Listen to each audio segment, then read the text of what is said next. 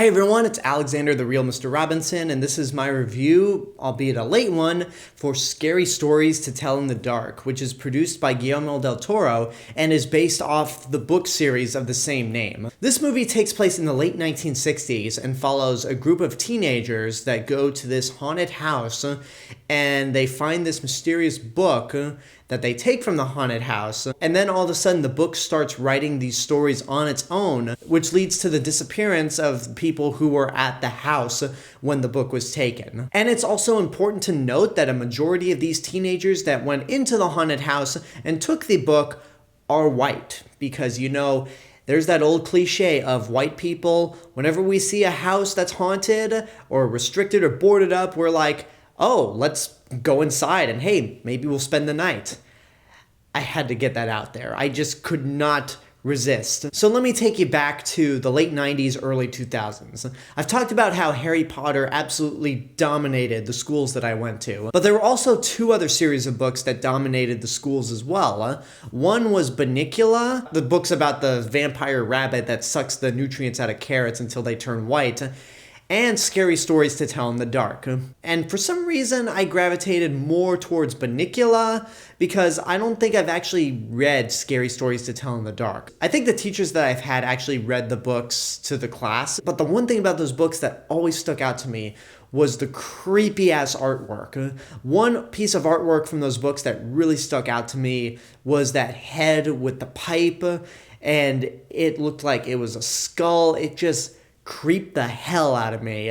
So I wasn't as excited for this movie as most people were because I'm not as familiar with the books, but I went into it with an open mind. And I gotta say, walking out, I think I like this movie more than I didn't. There's a lot that I like about this movie. The first half gives that really great Halloween-style atmosphere where you really feel like it's Halloween evening. It's got a great color palette. It just, again, leaves you with that Halloween feeling the same way Halloween 3 does. Outside of the Halloween aesthetic, it has a very creepy and atmospheric tone throughout, where there are legit moments in this movie that will creep the hell out of you. And on top of all that, a lot of the monsters in this movie, even if they're not on screen for very long, have great designs, and there's some very unsettling moments with them. Now, in terms of the characters, you have the teenagers that I mentioned beforehand, with your main character being Stella, played by Zoe Colletti, and she's the best actor in the movie. She's the one who really knows everything that's going on. She's the one that takes authority, and that's for the character. The actress herself gave a great performance as well, to the point where you really feel her frustration when, surprise, surprise, nobody else in this small, quiet town believes her. And I also like the dynamic that she had with her dad, played by Dean Norris. He's not in the movie for that long, but he plays the father, and it's established that the mom left the two of them. And I really thought that he was going to be sort of this abusive dad, but that's actually not the case at all. And the little tiny story that goes on between the dad and Stella is actually pretty effective. I bought into that story, and it worked really well. The rest of the characters, though, are bland, and the other actors are just not all that good, honestly. The character of Augie is just probably the most boring character in the entire movie, and the actor playing him is just so blank and emotionless that I didn't really care. And then on the opposite side of the spectrum, you have the character of Chuck, who's trying to be Finn Wolfhard's character from It, but doesn't come across as obnoxious. And since this movie doesn't have an R rating, it just doesn't really work all the way. And the actor playing him, again, I didn't think was that good. In fact, all of the other actors in this movie, with the exception of Dean Norris and Zoe Colletti, are boring, or they're just so over the top that you can't believe them at all. And there are also a lot of points in this movie where, as creepy as some of the designs for the monsters are, and as scary as some of those moments can be, there are some horrible special effects in this movie. There is one monster near the end of the movie. It's sort of like the main monster. The CG on that is awful. It almost looks like a special effect that came out from the early 90s, more specifically from Mortal Kombat Annihilation. Okay, maybe not that bad. That's like over exaggerating, and I apologize.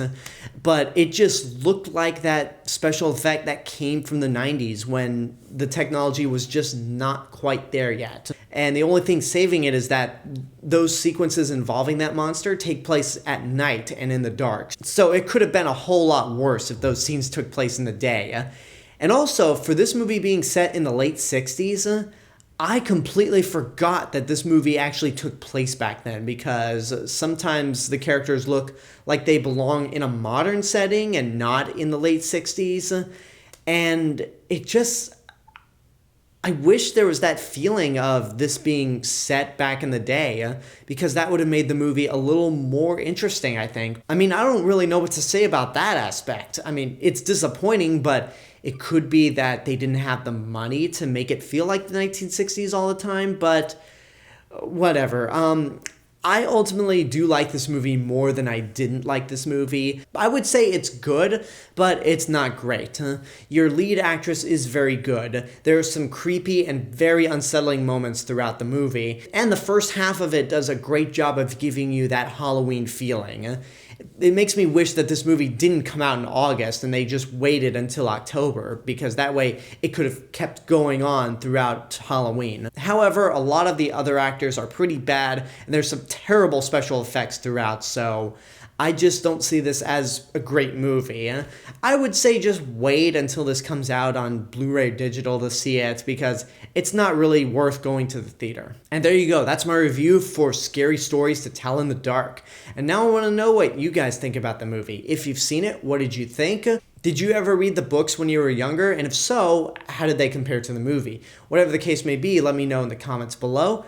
And until next time, I hope you enjoyed this review. Don't forget to subscribe to the channel, give this video a like, and of course leave a comment. Don't forget to support my Patreon page, follow me on social media, and until next time, this is the real Mr. Robinson telling you there is only one. And until next time, I hope you enjoyed this review. Don't forget to subscribe to the channel, give this video a like, and of course leave a comment. Don't forget to support my Patreon page, follow me on social media, and until next time, this is the real Mr. Robinson telling you there's only one.